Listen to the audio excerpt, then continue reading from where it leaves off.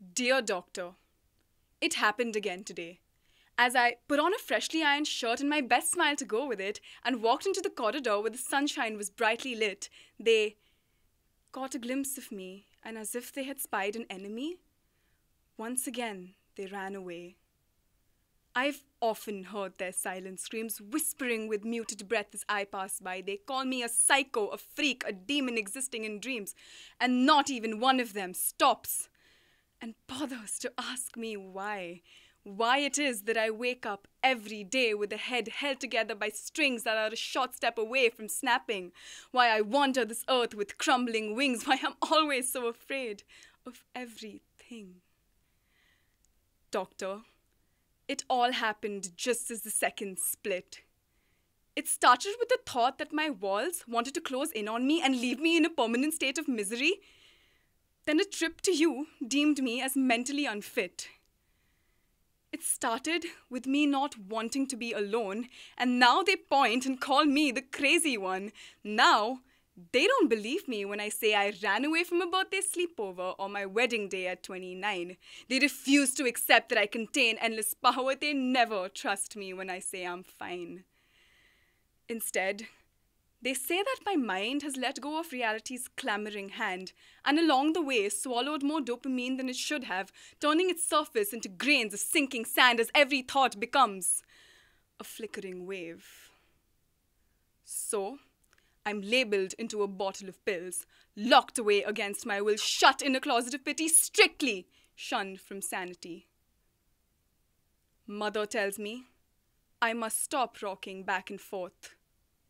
My brother says it's time to stop laughing when there's a tragedy, but if only they knew what this suffering was worth, if only they could see these endless chains that won't stop haunting me. I wish I could show them the galaxies that dance behind my eyes, partying in patterns, smoking in shapes, drinking in delirium, and how this cosmic connection slips into my brain, making it believe all the lies, with a grasp on my mind that is tighter than the clasp around my neck, as I gasp for breath in this endless quest. I want them to know how my brain is like breakfast eggs, scrambled into blobs of flavor stuck in a loop, and how each thought is like the individual letter I have to pick out in an alphabet soup. Just how exhausting it gets to be in pain and insane. Doctor, I want them to know that schizophrenia is not a land of supernatural beings or make-believe. It's not a button I can turn off. It's not a door I can unlock. It's not something that offers me relief. It's more like staring into the mirror and watching each shard shapeshift into another person. It's the resistant heat that successfully burns down your system, dismantling your memories and happiness when even you can't find the way to extinguish this inner arson. It's the lumps of ice that crawl across your skin when all others see are sweaty veins. It's the crackling fire that appears when it rains. It's the salty tears I swallow only to have them choke me in their fierce flow. It's the sunshine I can't muster up when my mind's weather report is at an all-time low.